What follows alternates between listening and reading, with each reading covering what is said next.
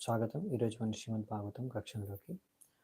ఈరోజు మనం శ్రీమద్ భాగవతం 6వ స్కందం 17వ అధ్యాయం 16వ నంబర్ శ్లోకం నుంచి చూద్దామంట.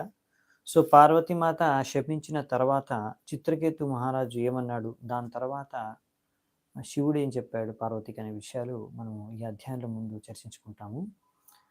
మంగళాచరణ చేసుకుని మొదలు పెడదామంట. ఓం అజ్ఞానతిమిరాంధస్య జ్ఞానాంజనాశలాకయా చక్షోరన్మిళితం येन తస్మై శ్రీగురవే నమః.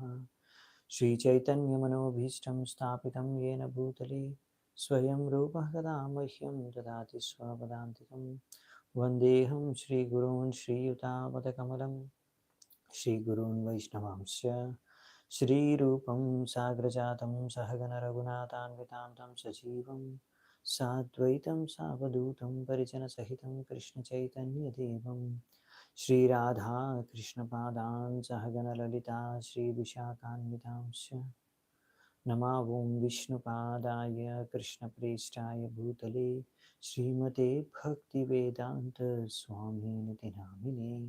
నమస్తే సారస్వతే దేవే గౌరవాణి ప్రచారిణి నిర్విశేష శూన్యవాది పాశ్చాత్యదేశతారిణి. నమో మహావదన్యాయ కృష్ణప్రేమప్రదాయతే కృష్ణాయ కృష్ణచైతన్యనామినే గౌరత్విషే నమః. హే కృష్ణ కరుణా సింధు దీనబంధు జగత్పతే గోపేశ గోపికాకాంత రాధాకాంత నమోస్తుతే. తప్త కాంచన గౌరాంగీ రాధే వృందావనేశ్వరి వృషభానుసుతే దేవి ప్రణమామి హరిప్రియ. నీలాచల నివాసాయ నిత్యాయ పరమాత్మనే బలభద్ర సుభద్రాభ్యాం జగన్నాథాయ తే నమః. వాంఛాకల్పతరుభ్యశ్చ కృపాసింధుభ్య ఏవ చ పతితానాం పావనేభ్యో వైష్ణవేభ్యో నమో నమః. జయ శ్రీ కృష్ణ చైతన్య ప్రభు నిత్యానంద శ్రీ అద్వైత గదాధర శ్రీవాసాది గౌరభక్తవృంద. హరే కృష్ణ కృష్ణ కృష్ణ హరే హరే, హరే రామ రామ రామ హరే హరే. హరే కృష్ణ. మనము 16వ నంబర్ శ్లోకం నుంచి చర్చించుకుందామంట. శ్రీ శుక ఉవాచ ఏవం సప్తశ్చిత్రకేతు విమానాద్ అవరుహ్య సహ ప్రసాదయామాస సతీం మూర్నా నమ్రేణ భారత. శుకదేవ్ గోస్వామి ఏం చెప్తున్నారంటే, ఇప్పుడు ఓ పరీక్షిత, రాజా పరీక్షిత, ఎప్పుడైతే ఈ విధంగా పార్వతీదేవి చిత్రకేతువుకి శపించిందో వెంటనే చిత్రకేతువు ఆయన విహరిస్తున్న విమానం నుంచి కిందికి దిగొచ్చి ఆమె ముందు ఎంతో నమ్రత భావనతో ప్రణామాలు అర్పించుకొని తల వంచి ప్రణామాలు అర్పించి ఆమెని సంపూర్ణంగా సంతృప్తిపరిచాడు. ఈ విధంగా ఇప్పుడు ఆయన యొక్క నమ్రతమైన ఈ యొక్క బిహేవియర్ ద్వారా ఎలా పార్వతీదేవిని ఆయన సంతృప్తిపరుస్తాడో చూద్దామంట. చిత్రకేతురువాచ ప్రతిగృహ్ణామి తే శాపం ఆత్మనోంజలనాంబికే దేవైర్మర్త్యాయ యత్ ప్రోక్తం పూర్వదిష్టం హితస్య తత్. చిత్రకేతు మహారాజు చెప్పారంట, ఇక్కడ ఏమన్నారంటే, ఓ మాత పార్వతి, నా 2 చేతులు నేను జోడించి కలిపి నేను మీరిచ్చిన ఈ శాపాన్ని స్వీకరిస్తున్నాను. నా పైన మీరు ఇచ్చిన ఈ శాపాన్ని నేను స్వీకరిస్తున్నాను. నేను ఏమాత్రం బాధపడట్లేదు దీనికి. ఎందుకంటే సుఖదుఖాలు అనేవి దేవతలు మన యొక్క పూర్వపు కర్మ ఫలితాల అనుసారంగానే ఇస్తారు కనుక మీరు ఈ శపించారని నేనేమి చింతించట్లేదు. చూడండి, చిత్రకేతు మహారాజు, ఇక్కడ తాత్పర్యాలు చాలా ఇంపార్టెంట్ అనమాట. ఇందులో వచ్చే తాత్పర్యాలు కూడా, అందుకే నేను కొంచెం చర్చించుకుంటాను అన్ని పాయింట్స్ కూడా. సో చిత్రకేతు మహారాజు ఆయన భగవంతుడి యొక్క భక్తుడు. కాబట్టి ఇలా పార్వతీదేవి ఆయనను శపించినా గానీ ఒక విధంగా ఆయన ఏమాత్రం కూడా విచలితం అవ్వలేదు, డిస్టర్బ్ అవ్వలేదు. ఎందుకంటే ఆయనకు తెలుసు నాకు ఏవైతే సుఖాలు దుఃఖాలు వస్తున్నాయో అవన్నీ కూడా కర్మణా దైవ నేత్రేనా, తో అన్నీ కూడా ఆ దైవము నా కర్మలు నా కర్మ ఫలితాలే నాకు ఇస్తుంది. కాబట్టి అతనికి క్లియర్‌గా ఇంకో విషయం కూడా తెలుసు. నేను ఎప్పుడు ఏదో దురుద్దేశంతో శివుడిని ఎప్పుడు కూడా ఏది అవమానించాలి అనేసి ఆయన పాదపద్మాలకు పైన దగ్గర అపరాధం చేయలేదు. అలాగే పార్వతిని కూడా ఏ విధంగా కూడా ఆమెని హర్ట్ చేయాలని, ఆమెను అవమానించాలని నేనేం పలకలేదు వాక్యాలు. అయినా కానీ ఒక విధంగా ఇక్కడ చిత్రకేతు మహారాజుకి శాపం అనేది తగిలింది. అంటే దీని అర్థం ఏంటంటే ఈయనకు ఆల్రెడీ ఈ యొక్క శ్రాపం, ఈ యొక్క దుఃఖము దొరకాలి అని ముందు నుంచే పైనుంచి నిర్ధారించబడింది. అందుకనే చిత్రకేతు ఏమాత్రం దీని గురించి టెన్షన్ తీసుకోలేదు, ఏమాత్రం దీని గురించి పెద్దగా పట్టించుకోలేదు. ఎందుకంటే ఇది ఎలాగో పైనుంచి వచ్చింది, ఫాలో అవ్వాల్సింది ఆర్డర్ అంతే. సో అందుకనే ఒక భక్తుడు ఈ నమ్రత భావనతో ఎలా ఉంటాడంటే ఈ యొక్క జీవితంలో ఎటువంటి పరిస్థితిని ఎదుర్కొన్నా ఆయన అది భగవంతుడి యొక్క వరంగా స్వీకరించేస్తాడు. తత్తేను కంప సుసమీక్షమాను. సో తత్తేను కంపాం సుసమీక్షమాన. అందుకనే ఎవ్వరు ఆయనకి ఎటువంటి శాపం కానీ దండన కానీ విధించినా, ఎటువంటి దుఃఖ కష్టాలు ఎదుర్కొన్న ఒక వ్యక్తి భక్తుడు ఆయన ఎలా ఆలోచిస్తాడంటే ఇదంతా కూడా భగవంతుడి యొక్క కృప నా పైన అనుకుంటాడు. ఈ విధముగా ఎవరైనా ఇటువంటి చేతనతో గనక జీవిస్తే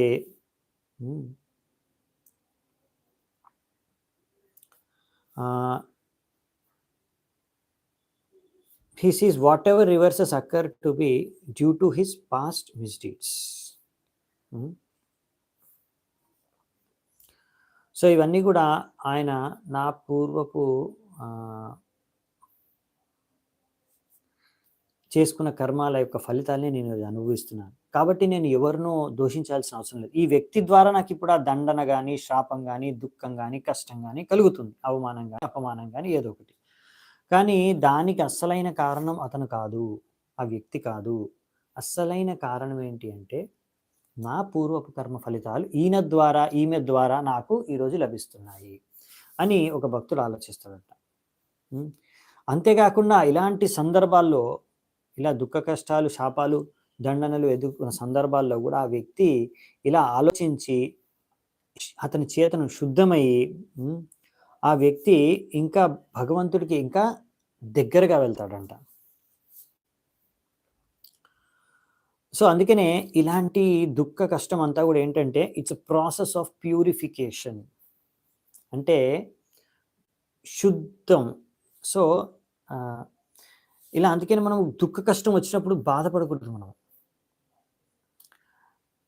మన సరైన చేతన కనుక ఉంటే మనం కాస్త దుఃఖాన్ని అనుభవించాము. అక్కడ కూడా మనం భగవంతుడి యొక్క కృపను చూసి ఆ భగవంతుడు ఎంత దయామయుడు నా పైన అని ఇంకా భగవంతుడి పైన ఇంకా మనకు భక్తి అనేది పెరిగిపోతుంది. ఇలా జరిగితే నేను సరిగ్గా భక్తి చేసుకుంటున్నాను, నేను సరైన భక్తి మార్గంలో సరైన విధంగా ముందుకెళ్తున్నాను అనే విషయాన్ని మనం అర్థం చేసుకోవచ్చు.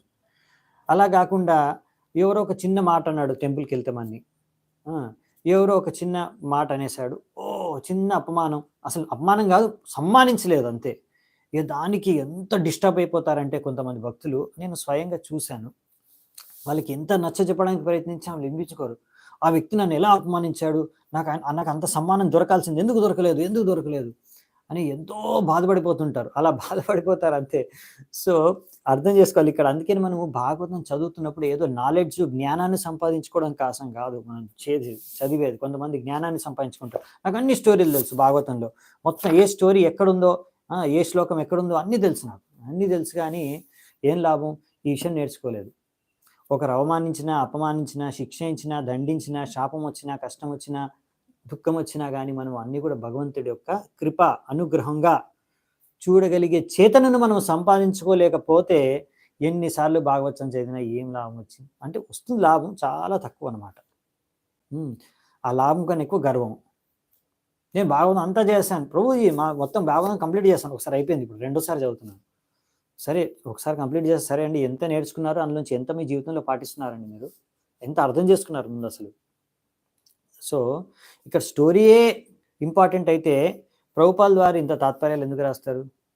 ఆ స్టోరీ ఎలాగో అనువాదంలోనే ఉందిగా, కానీ ఆ అనువాదంలోంచి కానీ, ఆ స్టోరీలోంచి కానీ, ఆ శ్లోకంలోంచి కానీ మనం ఏం అర్థం చేసుకోవాలి, ఈ ఘటన నుంచి మనం ఏం నేర్చుకోవాలి, మన జీవితంలో దాన్ని ఎలా ఆచరించాలి, తద్వారా మనం భక్తిలో ఇంకా శుద్ధమయ్యి, ఎందుకంటే మన జీవితం యొక్క ఉద్దేశం ఏంటంటే, మనిషి జీవితం యొక్క ఉద్దేశం అంటే అన్ని అనార్థాల నుంచి మనం శుద్ధం అవ్వాలి.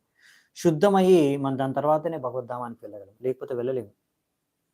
సో ఇంకా ఇలా సమ్మానాన్ని ఆశిస్తూ ఉన్నామంటే ఇంకా మనం భగవద్ధామానికి వెళ్ళలేము. సో భగవద్ధామానికి వెళ్ళాడు చిత్రకేతు మహారాజ్. ఎందుకు వెళ్ళగలిగాడు? ఎందుకంటే ఆయన ఇవన్నీ ఆశించట్లేదు, సుఖ దుఃఖాలకి అతీతుడైపోయాడు. అందుకనే ఆమె శాపం ఇచ్చినా కానీ పార్వతీదేవి ఏమాత్రం ఆయన యొక్క మనస్సు విచలితం అవ్వలేదు, ఏమాత్రం క్రోధానికి గురవ్వలేదు, ఏమాత్రం డిప్రెషన్కి గురవ్వలేదు, ఏమాత్రం టెన్షన్ తీసుకోలేదు, ఏమాత్రం బాధపడలేదు. ఇంకా ఆనందంగా వెళ్ళి నమ్రతతో పార్వతీదేవి ముందు ఆయన ప్రణామాలు అర్పించుకొని ఆమెను కూడా దూషించట్లేదు. ఓ మాత, మీరు ఇచ్చింది నేను స్వీకరిస్తున్నాను, అది భగవంతుడు అనుగ్రహంగా స్వీకరిస్తున్నాడు ఆనందంతో.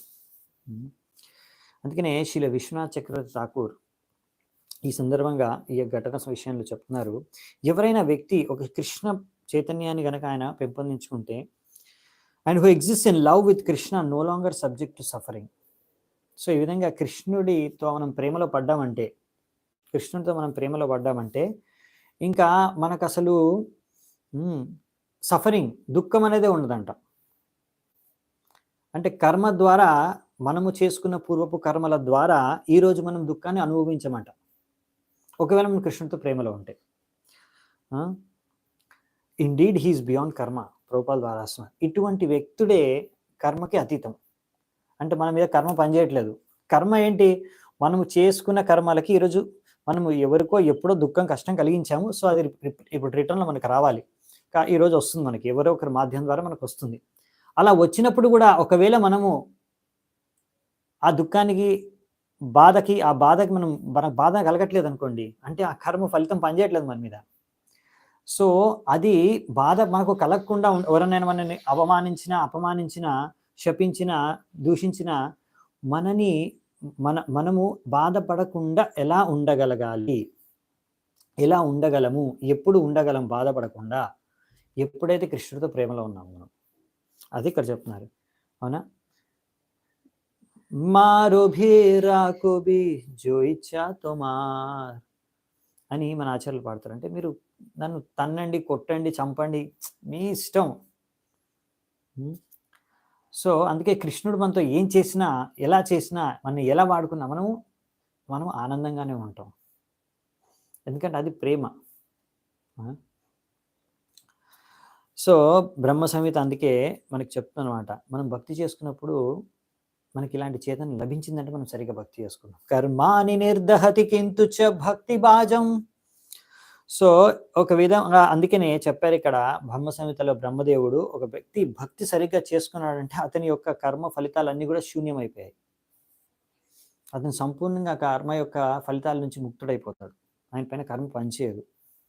అదే భగవద్గీతలో కూడా చెప్పారు, సగుణాన్ సమతీత్యైతాన్ బ్రహ్మ భూయాయ కల్పతే. సో అందుకనే ఇక్కడ చెప్పారు, ఈ విధంగా ఎవరైతే భక్తి చేసుకుంటున్నారో ఆయన అన్ని రకాల కర్మ ఫలితాల నుంచి అతీతుడు, అందుకే ఆయన వెంటనే బ్రహ్మభూత స్థాయికి చేరుకోగలడు. సో ఇక్కడ భాగవతంలో కూడా అదే చెప్పారు, క్షీయంతే చాస్య కర్మాని. ఎప్పుడైతే ఒక వ్యక్తి ప్రేమ స్థాయికి చేరుకుంటారో భక్తిలో, అతను అన్ని కర్మ ఫలితాలు యొక్క వీటి నుంచి ముక్తుడైపోతాడు, ఏ కర్మ ఫలితాలు ఆయన మీద ఇంకా పనిచేయవు. సో ఇక్కడ అందుకే రాస్తున్నారు ప్రభుపాల్ వారు, the Lord is very kind and affectionate toward his devotees, and therefore a devotee in any condition is not subjected to the results of karma. So ఏ పరిస్థితిలో కూడా భక్తుడి పైన కర్మ యొక్క ఫలితాలు పనిచేయవు. అంటే ఎప్పుడు కూడా ఆయనకి దుఃఖం అనేది ఉండదు. చూడండి, భౌతిక ప్రపంచంలోనే, ఈ యొక్క జడ జగత్తులోనే, ఈ యొక్క మనం ఉండే ఈ భౌతిక జగత్తులోనే దుఃఖము, సుఖము 2 ఉంటాయి. ద్వంద్వ లోకం అంటారు దీన్ని. కానీ ఈ చిన్మయ జగత్తులో, ఆధ్యాత్మిక ప్రపంచంలో, భగవద్ధామంలో, వైకుంఠంలో, గోలోకంలో అక్కడ ఓన్లీ హ్యాపీనెస్, ఆనందం మాత్రమే. ఇంకా అక్కడ ఆనందం పెరుగుతూనే ఉంటుంది. ఆనందాంబుది వర్ధనం. అది స్పిరిచువల్ లైఫ్ అనమాట, ఆధ్యాత్మిక జీవితం. ఓకే. సో అందుకనే మీరు నిజంగా భక్తి చేసుకుంటే మీ జీవితంలో ఆనందం తప్ప వేరుండదు. వేరేదేమి ఉండదు. ఏం జరిగినా ఆనందం పెరుగుతూనే ఉంటుంది. ఎందుకంటే ప్రతి ఒక్కటి కూడా భగవంతుడికి అనుగ్రహమే. ప్రేమ అంబుది వర్ధనం. ఈ ప్రేమ కూడా పెరుగుతూనే ఉంటుంది. ఆనందం పెరుగుతూనే ఉంటుంది. ఇది భక్తి యొక్క లక్షణం. అందుకనే ఒక భక్తుడు ఎప్పుడు కూడా నేను స్వర్గానికి వెళ్ళాలి అని ఆశించడు. ఆయనకి స్వర్గం, నరకం అంతా ఒకటే. పెద్ద డిఫరెన్స్ లేదనమాట. ఈ రెండింటికి పెద్ద తేడా చూడనమాట. ఇంకా ఏ స్థితిలో ఉన్నా కానీ, అంటే పెద్ద పోస్ట్ ఉందా, పొజిషన్ ఉందా, నన్ను ఫాలో ఎంతమంది చేస్తున్నారు యూట్యూబ్లో కానీ, ఫేస్బుక్లో కానీ, ఇన్స్టాగ్రామ్, ఇవన్నీ పట్టించుకోరు. నాకు అవసరం లేదు. A devotee is always eager to return home back to Godhead. భగవద్ధామానికి ఎందుకు తిరిగి వెళ్ళాలనుకుంటాడు? అక్కడ ఎప్పుడు భగవంతుడి ఒక సాంగత్యంలో ఉండాలి. అది కోరిక. ఎందుకంటే భగవంతుడు మనం ప్రేమిస్తున్నాం కాబట్టి భగవంతుడి సాంగత్యంలో ఉండాలని కోరుకుంటాం. మనం భగవద్ధామానికి ఎందుకు వెళ్ళాలనుకుంటున్నాము? ఇక్కడ చాలా దుఃఖాలు ఉన్నాయి, కష్టాలు ఉన్నాయి, అందుకని ఇక్కడ నుంచి పారిపోదామని కాదు. మాకు భగవంతుడి పైన ప్రేమ ఉంది కాదు, భగవంతుడి సాంగత్యంలోనే ఉండాలి. ఇంకా అదే ఈ యొక్క కోరిక అనేది బాగా పెరిగిపోతుందంట హృదయంలో. అందుకే ఆయన ఇంకా భౌతిక ప్రపంచంలో ఏం జరుగుతుందో పట్టించుకోరు. ఎందుకంటే మనకి ఇక్కడ మన ప్లేస్ కాదు ఇది. అవునా? ఇక్కడ ఎలాగో ఉండేది లేదు మనం పర్మనెంట్గా. ఇక్కడ నుంచి వెళ్ళిపోవాలి మనం ఎలాగో. కాబట్టి ఈ ప్లేస్ గురించి, దీన్ని ఎలా, ఇక్కడ ఇంకా మంచి ఎలా ఉండాలి అనే దాని గురించి ఆలోచించాడు. అవునా? అందుకే భౌతికంగా ఏం జరుగుతుంది అనే విషయాన్ని పెద్దగా పట్టించుకోరు అనమాట. విశ్వనాథ చక్రవర్తి ఠాకూర్ ఇక్కడ మనకి మహారాజ్ ఇక్కడ విషయంలో చెప్తున్నారు, మహారాజ్ చిత్రకేతు విషయంలో. ఇలా పార్వతి ఆయన్ని శపించినప్పుడు దాన్ని భగవంతుడి యొక్క అనుగ్రహం, కృపగా ఆయన స్వీకరించాడు. అందుకనే lord wanted Chitraketu to return God head as soon as possible. So భగవంతుడి కోరిక ఏంటి? ఇది రెండోసారి చెప్తున్నారు చూడండి పర్పట్లో. ఇంతకుముందు కూడా ఒకసారి ఈ పాయింట్ని మనము చర్చించుకున్నాము. ఇది రెండోసారి చెప్తున్నారు ఈ పాయింట్ ఇక్కడ. ఈ పాయింట్ని విశ్వనాథ చక్రవర్తి ఠాకూర్ కామెంటరీలో నుంచి ప్రభుపాల్ ద్వారా రాస్తున్నారు తాత్పర్యంలో. ఈ భగవంతుడు కోరుకున్నాడు ఈ చిత్రకేతు మహారాజు తిరిగి భగవద్ధామానికి ఎంత తొందరగా వీలైతే అంత తొందరగా వచ్చేయాలి అని. కాబట్టి ఆయన ఇక్కడ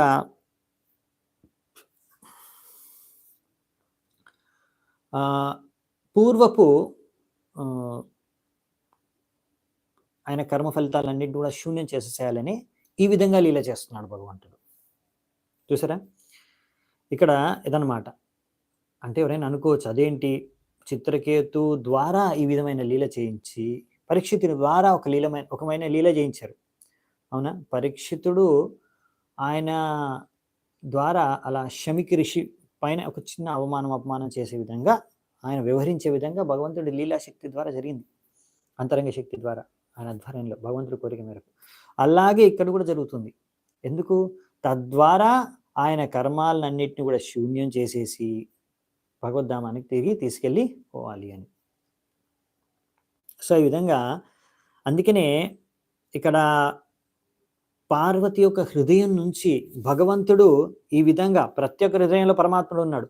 ఆయన పార్వతి హృదయంలో ఉండి ఆయన పార్వతి ద్వారా ఈయనకి శ్రాపాన్ని ఇచ్చాడు చిత్రకేతువుకి. తద్వారా ఆయన సంపూర్ణమైన ఇంకా ఏ కర్మ ఫలితాలు ఉన్నాయో వచ్చేవి, ఎన్నో జన్మలివి, అవన్నీ కూడా జీరో చేసేద్దామని. అందుకనే చిత్రకేతు విత్రాసురుడిగా నెక్స్ట్ జన్మలో విత్రాసురుడిగా జన్మించాడు. తద్వారా ఆ విత్రాసురుడిగా జన్మించి అదే జన్మలో తిరిగి భగవద్ధామానికి వెళ్ళిపోయాడు. చూసారా? ఇది భగవంతుడి కృప. అందుకే మనం అర్థం చేసుకోలేము. చిత్రకేతు మహారాజ్ భక్తుడు కాబట్టి అర్థం చేస్తున్నాడు. అతను వాదించలేదు. నన్ను ఎందుకు శాపించింది? సరే నేను నవ్వాను, ఓకే. అరే నవ్వితే నువ్వు అసురుడు అయిపోవాలని శాపించాలా? అసలు నవ్వడం ఏంటి? చిన్న తప్పు. సరే చేశాను చిన్న తప్పు, అది యాక్చువల్లీ నాకేం చెడు ఉద్దేశం లేదు, అయినా సరే తప్పుగా తీసుకున్నారు, ఓకే. తప్పుగా అర్థం చేసుకుంటే సరే, ఏదో చిన్న పనిష్మెంట్ ఇవ్వాలి కానీ ఇంత పెద్ద పనిష్మెంటా? పరీక్షిత్ మహారాజ్ ఏదో చనిపోయిన పాముని అలా షమిక్ ఋషి యొక్క మెడలో వేసేసాడు. ఎందుకంటే ఆయన ఎంతో దాహం ఆకలితో ఉన్నాడు. అతనికి నీళ్లు కావాలి తాగడానికి. వాళ్ళ ఇంటికి వచ్చాడు రాజు మొత్తం పృథ్వీకి. అయినా గాని ఆయన అసలు సమాధిలో ఉండడం పట్ల, ధ్యానంలో ఉండడం కారణంగా ఆయనకు తెలియలేదు. కాబట్టి ఆయన ఏమాత్రం పలకలేదు. ఆయనకి అతిథి సత్కారం కూడా చేయలేదు. నీళ్లు కూడా ఇవ్వలేదు. సో, అందుకనే కొంచెం క్రోధానికి గురయ్యి పరీక్షిత్ మహారాజు అలా పనిచేశారు. అది చాలా చిన్నది. ఆ! దాన్ని శమీకృష్ణ పెద్దగా పట్టించుకోలేదనుకోండి. కానీ ఆయన పుత్రుడు శృంగి శపించేశాడు. అంటే భగవంతుడు ఆయన ద్వారా శాపం ఇచ్చేశాడు. శాపం దొరికింది పరీక్షిత్ మహారాజు. అందుకే మీరు చూడండి పరీక్షిత్ మహారాజు ఆ శాపాన్ని ఎలా గ్రహించాడు? ఎలా స్వీకరించాడు? ఓహ్! నాకు చాలా మంచి జరిగింది. చాలా ఆనందంగా ఉంది. శాపం దొరికింది నేను. ఈ రోజు నేను చనిపోబోతున్నాను అని చాలా ఆనందపడ్డారు. ఎందుకు? చావుకి భయపడే వాళ్ళు గాదు భక్తులు. అవునా? మీరు చూసారు కదా ధృతరాష్ట్రుడిని. "అరే! చంపారా బాబు నన్ను" అనేసి ఇంద్రుడికి చెప్తున్నాడు. "తొందరగా చంపేసేయి నేను వెళ్ళిపోవాలి భగవద్ధామానికి." హ్మ్. సో, వాళ్ళకి తెలుసు భక్తులకి చచ్చినా మనకేం లాస్ లేదని. భక్తులకేం లాస్ లేదనమాట. సో, అందుకనే ఇక్కడ ఈ విషయాన్ని మనం నేర్చుకోవచ్చు. పరీక్షిత్ మహారాజు నుంచి గాని, ధృతరాష్ట్రుడి నుంచి గాని. ఎలా ఒక జీవితంలో రివర్సల్ అంటే జీవితంలో ఏదైనా ఎదురు దెబ్బగా తగిలితే, కష్టం వస్తే, ఎవరైనా శాపం ఇస్తే, అప్పుడు మనం దాన్ని ఎలా ఎదుర్కోవాలి? మెయిన్ సమస్య ఎక్కడ ఉంటుందంటే ఇక్కడ. ఇలాంటి పరిస్థితుల్లో మన చేతన ఎలా ఉంటుంది? సో, మనకి భక్తి, భాగవతం నేర్పించేది ఏంటంటే, మన చేతనని ట్రైన్ చేస్తుంది. సో, మనం ట్రైన్ కావాల్సింది ఎక్కడ? చేతనల్లో. స్కిల్స్, టిప్స్ ఇవన్నీ కావు. చాలామంది ప్రభుజీ కొన్ని టిప్స్ చెప్పండి. ఎలా భక్తిలో ముందుకెళ్ళాలో? ఏమైనా స్కిల్స్ ఉన్నాయా? స్కిల్స్, టిప్స్ కాదు. చేతనని ఇంప్రూవ్ చేసుకోవాలి. సో, భాగవతం నేర్పించేది అది. అందుకే మన యొక్క సంస్థ పేరు అంతర్జాతీయ కృష్ణ భావనామృత సంఘం. లేదా కృష్ణ చైతన్య సంఘం. సో, మన యొక్క చైతన్యం అనేది డెవలప్ చేసుకోవాలి. సరైన చైతన్యం, సరైన చేతన ఉండాలి మనకి. సో, నెక్స్ట్ 18వ శ్లోకం. సో, ఈరోజు శ్లోకాలు తక్కువే అవ్వచ్చు. ఎందుకంటే చాలా ఇంపార్టెంట్ ఉన్నాయి పర్పట్స్, పాయింట్స్. ఎందుకంటే ఇందులోంచి మనం చాలా నేర్చుకోవాల్సినవి ఉన్నాయి. కాబట్టి స్లోగానే వెళ్తాము. సంసార చక్ర ఏతస్మిన్ జంతురజ్ఞానమోహితః భ్రామయన్ సుఖం చ దుఃఖం చ భుంక్తే సర్వత్ర సర్వదా. సో, ఈ విధంగా ఇక్కడ చెప్తున్నారు ఏమంటే, డెల్యూటెడ్ బై ఇగ్నోరెన్స్, అజ్ఞానం వశాత్తు ఒక జీవాత్మ, ఎవరు చెప్తున్నారు? చిత్రకేతు మహారాజు పార్వతికి చెప్తున్నారు. ఒక జీవాత్మ ఈ యొక్క ఫారెస్ట్ ఆఫ్ మెటీరియల్ వరల్డ్ అంటే ఈ యొక్క భౌతిక జగత్తు అనే అడవిలో అలా సుఖదుఖాల్ని భోగిస్తూ ఆ యొక్క వ్యక్తి, ఆ యొక్క జీవాత్మ యొక్క పూర్వ కర్మ ఫలితాల అనుసారంగా సుఖదుఖాలను అనుభవిస్తూ తిరుగుతూనే, భ్రమిస్తూనే ఉంటుంది అన్ని సమయాల్లో. అందుకనే నా తల్లి, దీనికి ఇలా జరగడానికి ఈ సంఘటన నువ్వు కూడా కారణం కాదు, నేను కూడా కారణం కాదు. ఇదంతా పైన దైవ నిర్ణయం. అదంతా ఎలా జరిగింది? నా పూర్వపు కర్మ ఫలితాల అనుసారంగా. సో, నేను నిన్ను దోషించట్లేదు, నీది తప్పు లేదు, నాది తప్పు లేదు అనే విధంగా ఆయన చెప్తున్నారనమాట. చూడండి, ఇలా అర్థం చేసుకోవాలి. ప్రకృతే క్రియమానాని గుణై కర్మాని సర్వశః అహంకార విమూఢాత్మ కర్తాహం ఇది మన్యతే. సో, అహంకారంతో కూడుకునే వ్యక్తి అనుకుంటాడు నేనే కర్త అని. కానీ అసలైతే ఈ ప్రకృతి యొక్క 3 గుణాలు ఇవన్నీ కూడా భగవంతుడి యొక్క అధ్యక్షతలో నడుస్తున్నాయి. మయాధ్యక్షేణ ప్రకృతి సూయతేసి చరాచరం. సో, ఈ యొక్క దైవం అనేది కూడా భగవంతుడి, ప్రకృతి అనేది కూడా భగవంతుడి, అంతరంగ శక్తి అని, బహిరంగ శక్తి కానీ అన్నీ కూడా భగవంతుడి యొక్క అధ్యక్షతలో అన్నీ కూడా పనిచేస్తున్నాయి. 19వ శ్లోకం. నైవాత్మాన పరశ్చాపి కర్తా స్యాత్ సుఖ దుఃఖయోః కర్తారం మన్యతే త్రాజ్ఞ ఆత్మానం పరమేవ చ. సో, ఈ యొక్క భౌతిక ప్రపంచంలో ఈ యొక్క జీవాత్మ లేకపోతే ఆ జీవాత్మ యొక్క బంధువులు, శత్రువులు, వీళ్ళందరూ కూడా ఈ సుఖ దుఃఖాలకి కారణం కాదు. అంటే నేను కారణం కాదు, నువ్వు కారణం కాదు. కానీ మనం ఒక అజ్ఞాన కారణంగా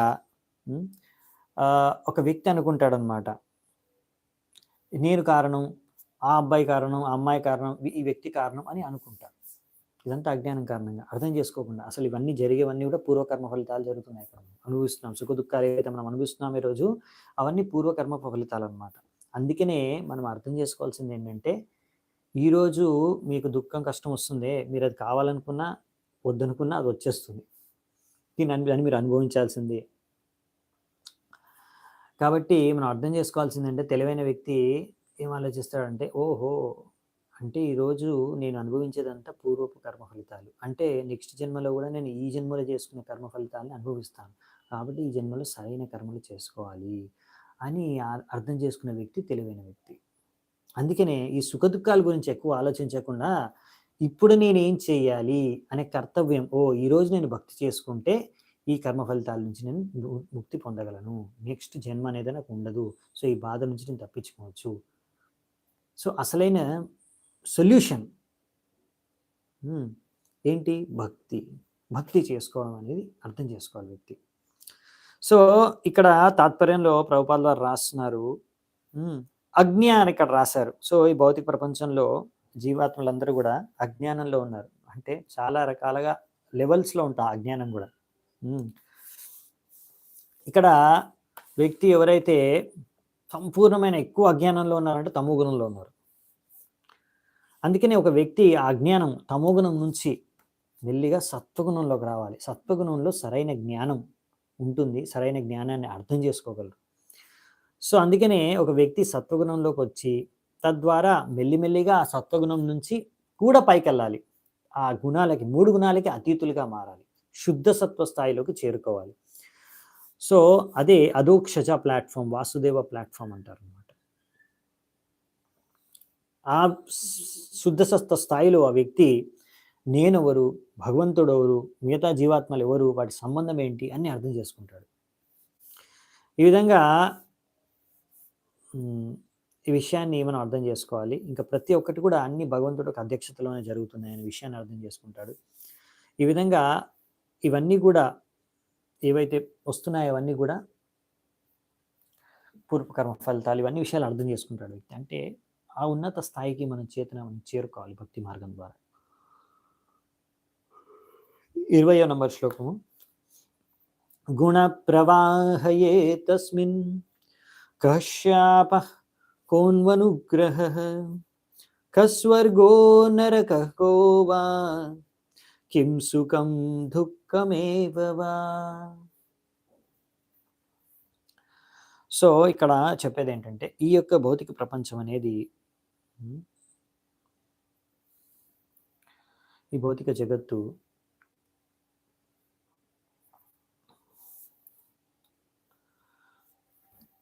ఇక్కడ దేంతో పోలుస్తున్నారంటే, ప్రవహించే నది యొక్క అలలతో. సో ఈ యొక్క శాపము, ఇంకా వరము, ఇవన్నీ కూడా ఏంటి? అసలు ప్రవహించే నదిలో అలలు వంటి అలా వస్తాయి, అయిపోతాయి. సో ఈ యొక్క స్వర్గలోకాలు ఏంటి, నరకం ఏంటి, అసలు సుఖం ఏంటి, దుఃఖం ఏంటి? ఎందుకంటే ఈ అలలు అనేవి ఎంతసేపు ఉంటాయి? అలా వస్తుంది, వెళ్ళిపోతుంది అంతే. ఇవన్నీ శాశ్వతమైనవే కావు, అవునా? So none of them has an eternal effect ఇక్కడ రాశారు. అంటే దేనికి కూడా శాశ్వతమైన, దేని ద్వారా కూడా శాశ్వతమైన ప్రభావం అనేది చూపదు. ఇవన్నీ టెంపరీ, తాత్కాలికమైనవి అని ఇక్కడ చెప్తున్నారు, రైట్? సో ఈ భౌతిక ప్రపంచంలో అదేంటి ప్రభుజీ, సుఖ దుఃఖాలు అంతా డిఫరెన్స్ ఏంటి? స్వర్గము నరకము ఒకటే, సుఖ దుఃఖాలు ఒకటే అంటున్నారు, ఏంటిది? శాపము వరము ఒకటేనా? ఎలా?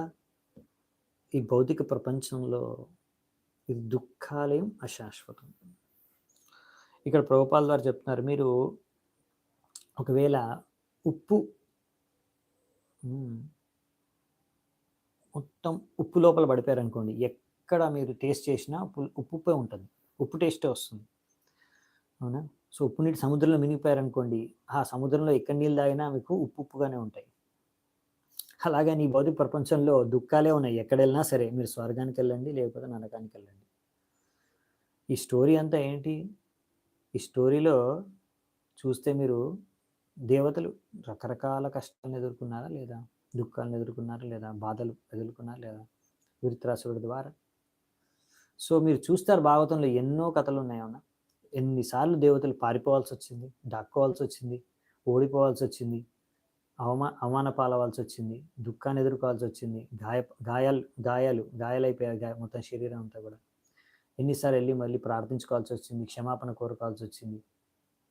సో, అంటే దేవతలైనా సరే మీరు స్వర్గంలో నివసించినా సరే దుఃఖాలనేవి పోవు.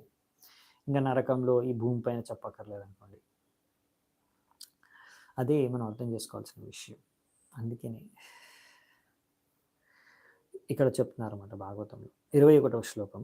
ఏకః సృజతి భూతాని భగవానాత్మమాయయా ఏషాం బంధం చ మోక్షం చ సుఖం దుఃఖం చ నిష్కలః. ఇక్కడ భగవంతుడు చెప్తున్నాడు, నేను ఒక్కటి. భగవంతుడు ఒక్కడే. సారీ, మన చిత్రకేతు మహారాజ్ చెప్తున్నాడు, భగవంతుడు ఒక్కడే. ఆయన మాత్రం ఈ యొక్క భౌతిక పరిస్థితుల ద్వారా ప్రభావితం అవ్వడు. ఇంకా ఈ ఆత్మలన్నీ కూడా ఆయన శక్తి ద్వారా సృష్టించడు. మనందరం కూడా ఆయన సంతానం. కాబట్టి ఈ యొక్క జీవాత్మ ఈ భౌతిక బహిరంగ శక్తి ద్వారా అచ్చనమై కలుషితమై అంధకారంలో అజ్ఞానంలో రకరకాల బంధాలు సృష్టించుకుంటుంది. దాని ద్వారా కష్టాల పాలవుతుంది. కాబట్టి అప్పుడప్పుడు సరైన జ్ఞానం దక్కి మోక్షాన్ని కూడా పొందుతుంది. సో సత్వరజ గుణాల్లో ఇలా సుఖ దుఃఖాల్ని అనుభవిస్తూ ఉంటుంది ఈ ఆత్మ. సో ఇవన్నీ చిత్రకేతు మహారాజ్ చెప్తున్నాడు. మీరు అర్థం చేసుకోవచ్చు. సో ఆయన ఎంత మంచి చేతన జ్ఞానం, సంపూర్ణమైన జ్ఞానంతో ఉంది. సో ఈ భక్తులు సెంటిమెంటల్గా ఫాలో అవ్వరు. సరైన జ్ఞానం, సరైన అండర్స్టాండింగ్ ఉంటుంది. జీవితం గురించి, ప్రాణం, లైఫ్ గురించి, శాస్త్రాల గురించి, ఫిలాసఫీ అన్నీ సరైన జ్ఞానం, సరైన అండర్స్టాండింగ్ ఉంటుంది. దాని ప్రకారంగానే నడుచుకుంటారు, వ్యవహరిస్తారు. నతస్య కశ్చిత్ దయిత ప్రతీపో నజ్ఞాతి బంధుర్ న పరో న చ స్వః సమస్య సర్వత్ర నిరంజనస్య సుఖేన రాగః కుత ఏవ రోషః.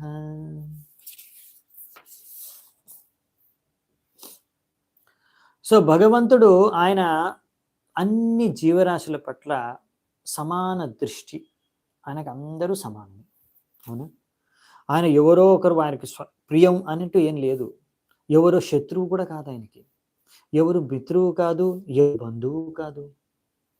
ఈ భౌతిక ప్రపంచానికి ఆయన సంపూర్ణంగా అనాసక్తుడు. ఆయనకి ఏమాత్రం కోరిక, ఆపేక్ష లేదు ఇక్కడ ఉన్న సుఖ దుఃఖాలకి. సో ఈ సుఖము దుఃఖం అనేది, ఈ ద్వంద్వాలు అనేవి కూడా రిలేటివ్. కాబట్టి భగవంతుడు ఎప్పుడు ఆనందంలో ఉండే వ్యక్తి. ఆయన అసలు దుఃఖం అనేది ప్రశ్న లేదు ఆయనకి. సో భగవంతుడి స్థానాన్ని ఇక్కడ వర్ణిస్తున్నారు చిత్రకేతు మహారాజ్. సో నెక్స్ట్ 23వ శ్లోకము. తథాపి తచ్చక్తి విసర్గయేషాం సుఖాయ దుఃఖాయ హితాహితాయ బంధాయ మోక్షాయ చ మృత్యుజన్మనో శరీరిణాం సంస్కృతయే వికల్పతే. సో ఇక్కడ ఏం చెప్తున్నారంటే భగవంతుడు సంపూర్ణంగా మన సుఖ దుఃఖాలకి ఆయన అతీతుడు. మనం కర్మానుసారంగా సుఖ దుఃఖాలను అనుభవిస్తున్నాము. ఆయన యొక్క మిత్రువు, బంధువు, శత్రువు అన్నట్టు ఎవరు లేరు. సో ఈ భౌతిక బహిరంగ శక్తి ద్వారా ఆయన ఈ యొక్క పుణ్య పాప కర్మాల్ని సృష్టించాడు. సో ఈ విధంగా మనం ఈ భౌతిక జీవితాన్ని జీవించడానికి ఈ సుఖ దుఃఖాల్ని, ఈ యొక్క మంచి చెడు అనేది, బంధన ముక్తి, జన్మ మృత్యు, వీటన్నిటిని సృష్టించాడు భగవంతుడు. సో సర్వకారణ కారణం భగవంతుడే. అవునా? కానీ మన సుఖ దుఃఖాలకి, మన ముక్తికి బందీ అయి ఉండడానికి, బద్ధవస్థకి కారణం మాత్రం భగవంతుడు కాదు. ఇవన్నీ కూడా మన పూర్వపు కర్మ ఫలితాలే ఈ భౌతిక ప్రపంచంలో. మనం భౌతిక ప్రపంచం కూడా వచ్చింది మన కోరిక, మన ఇచ్ఛానుసారంగా. కాబట్టి by the order of a judge one person is released from jail and another is imprisoned. చూడండి, జడ్జు ఆర్డర్ ప్రకారం ఒకరిని రిలీజ్ చేస్తారు బందిఖానా నుంచి, ఇంకొకరిని జైల్లో వేస్తారు, అవునా? కానీ అలాగని దానికి కారణం జడ్జి కాదు. జడ్జి అతన్ని జైల్లో వేస్తాడు. జడ్జి అతన్ని జైల్లో వేయలేదు. అతను చేసిన కార్యాలు అలా ఉన్నాయి కాబట్టి ఆయన జైల్లో దోసేశారు జడ్జి. కాబట్టి వీళ్ళు చేసుకునే కార్యాల ద్వారానే వాళ్ళ సుఖ దుఃఖాలను అనుభవిస్తున్నారు వ్యక్తులు. కాబట్టి ఇక్కడ గవర్నమెంట్ కారణం కాదు, ఆ జడ్జి కారణం కాదు. గవర్నమెంట్ అందరినీ సమాన దృష్టితో చూస్తుంది, సర్కారు. కానీ ఇక్కడ అలాగే చెప్పేది ఏంటంటే, ఇక్కడ ఈ ఉదాహరణతో అలాగే భగవంతుడు కూడా అందరి పట్ల సమాన దృష్టితో చూస్తాడు. కానీ లా అండ్ ఆర్డర్ మెయింటైన్ చేయడానికి ఎలాగైతే గవర్నమెంట్ ఇక్కడ వేరు వేరు డిపార్ట్మెంట్స్ ఉంటాయి లా అండ్ ఆర్డర్ మెయింటైన్ చేయడానికి, భగవంతుడు కూడా అలాగే అన్నమాట. So law and order maintain చేయడానికి ఇంకొక ఉదాహరణ ఇస్తున్నారు ప్రభుపాల్ వారు ఇక్కడ. లిల్లీ పువ్వులు తెరుచుకుంటాయి, మూసుకుంటాయి సూర్యుడి కిరణాల ఆధారంగా. ఆ విధంగా బంబుల్ బీస్, తుమ్మెదలు, అవి కూడా ఆనందాన్ని, దుఃఖాన్ని అనుభవిస్తాయి. కానీ దానికి సూర్యుడి యొక్క కిరణాలు, సూర్యుడి గ్రహము కారణం కాదు ఈ యొక్క తుమ్మెదల యొక్క సుఖ దుఃఖానికి. సో ఇక్కడ విషయం అలా ఉందన్నమాట. సో ప్రతి దానికి ఇక్కడ కారణం ఏంటి? మనము చేసుకున్న పూర్వపు కర్మలే. ఈరోజు మనం అనుభవించే ప్రతి సుఖ దుఃఖము కూడా మనము చేసుకున్న పూర్వపు కర్మలే. మరి భక్తి ఏం చేస్తుందండి? మీకు సరైన చేతనిస్తుంది. మీకు ఎంత సుఖ దుఃఖాలు వచ్చినా కానీ దాని ద్వారా మన మనస్సు అనేది విచలితం కాకుండా, సుఖం వచ్చినప్పుడు పొంగిపోకుండా, అలాగే దుఃఖం వచ్చినప్పుడు కృంగిపోకుండా ఉండడానికి, స్టేబుల్గా ఉండడానికి సరైన చేతన, సరైన మనోభావన, సరైన దృష్టికోణం మనకి భక్తి, శాస్త్రాలు, భాగవతం అనేది ప్రసాదిస్తాయి. సో మనం ఎప్పుడు డిస్టర్బ్ అవ్వకుండా ఉండగలం. ఎందుకంటే ఫస్ట్ ఇక్కడ డిస్టర్బెన్స్ వస్తుంది, అక్కడ నుంచి శరీరంలోకి వస్తుంది డిస్టర్బెన్స్. సో ఇక్కడ డిస్టర్బ్ కాకుండా ఉండడానికి మనకి భాగవతం మనకి హెల్ప్ చేసేది, భక్తి మనకి హెల్ప్ చేసేది. అత ప్రసాదయేన త్వాం శాపమోక్షాయ భామిని యన్మన్యసే సాధుక్తం మమ తత్ క్షమ్యతాం సతి. ఓ మాత, నువ్వు అనవసరంగా ఇంత క్రోధాన్ని ప్రదర్శించావు. ఎందుకంటే ఈ సుఖ దుఃఖాలన్నీ కూడా నా పూర్వపు కర్మ ఫలితాలే. కాబట్టి నువ్వు నన్ను ఈ శాపం నుంచి ముక్తి ప్రసాదించమని, ఈ శాపాన్ని వెనక్కి తీసుకోమని, నన్ను క్షమించమని నేను మిమ్మల్ని ఏమీ కోరుకోవట్లేదు. నేను ఏదైతే అన్నానో అందులో తప్పేం లేదు. కానీ నువ్వు నన్ను తప్పుగా అర్థం చేసుకున్నావు, ఏదో ఒక విధంగా నువ్వు తప్పుగా అర్థం చేసుకున్నావు. కాబట్టి నువ్వు ఏదైతే తప్పుగా నా గురించి అనుకున్నావో, నేను తప్పు చేశానని, దానికి నన్ను క్షమించు అని చెప్తున్నాడు. సో ఇక్కడ చిత్రకేతు మహారాజు ఎంతో చక్కగా పార్వతికి ఆయన యొక్క మనోభావాన్ని, ఆయనకి యొక్క శాపాన్ని అతను స్వీకరించాడు, ఏ యొక్క చేతనతో స్వీకరించాడు అన్ని కూడా వ్యక్తం చేశారు ఎంతో సరైన నమ్రత భావనతో. దీని తర్వాత శుకదేవ గోస్వామి అంటారు, చూద్దామంటే. శ్రీ శుక ఉవాచ ఇతి ప్రసాద్య గిరిశౌ చిత్రకేతురరిందమ జగామస్వ విమానేన పశ్యతో స్మయతోస్తయో. శుకదేవ్ గోస్వామి అంటున్నారు, ఓ రాజా పరీక్షిత్, ఈ విధంగా చిత్రకేతు మహారాజు ఎవరైతే శత్రువుల్ని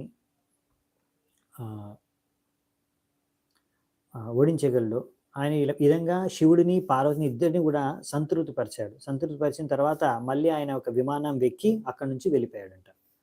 ఈ విధంగా ఎప్పుడైతే శివుడు, పార్వతి ఇద్దరు ఇలా చిత్రకేతుడిని చూసారో అంటే ఈ విధంగా ఇతనుకు శాపము ఇచ్చిన తర్వాత కూడా ఆయన మాత్రం భయపడకుండా నవ్వుకుంటూ ఇలా ఆనందంగా వెళ్ళిపోయాడు తిరిగి.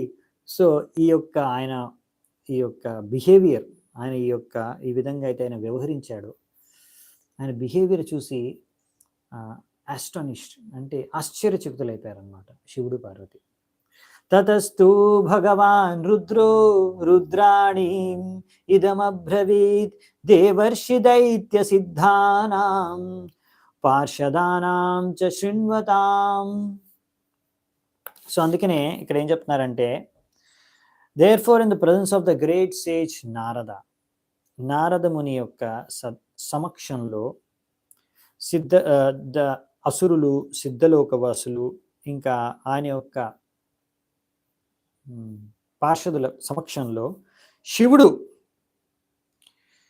చాలా శక్తివంతమైన శివుడు ఇప్పుడు ఈ విధంగా పార్వతితో ఈ వాక్యాలు పలికెను. అలా అందరూ వింటున్నప్పుడే, సో అందరి సమక్షంలోనే అందరూ వింటున్నారు అని తెలిసే పార్వతితో ఈ వాక్యాలు అన్నాడంట. ఇప్పుడు శివుడు పార్వతితో ఏమన్నాడు అనేవి చాలా ముఖ్యమైన శ్లోకాలు, చాలా అద్భుతంగా ఉంటాయి. ఎన్నో అద్భుతమైన శిక్షణలు మనం నేర్చుకోవచ్చు. చాలా ఇంపార్టెంట్ విషయాలు చెప్తారు. సో ఇది 27 నుంచి ఇంకా 41 వరకు ఉన్నాయి ఈ శ్లోకాలు. సో ఇది మనము ఫ్రెష్గా మనం నెక్స్ట్ క్లాస్లో స్టార్ట్ చేస్తే బాగుంటుంది. సో 27 నుంచి మనం నెక్స్ట్ క్లాస్లో చర్చించుకుందామంట. రేపు కుదరదు, ఎల్లుండి మంగళవారం రోజు. అప్పటి వరకు సెలవు. ఎంతో ఓపిక విన్నందుకు శ్రీల ప్రభుపాద్ की जय, ग्रंथराज श्रीमद् भागवतम की जय, समवेत गौर भक्त वृंद की जय, निताय गौ सीतानाथ प्रेमानंदे, हरि हरि बोल.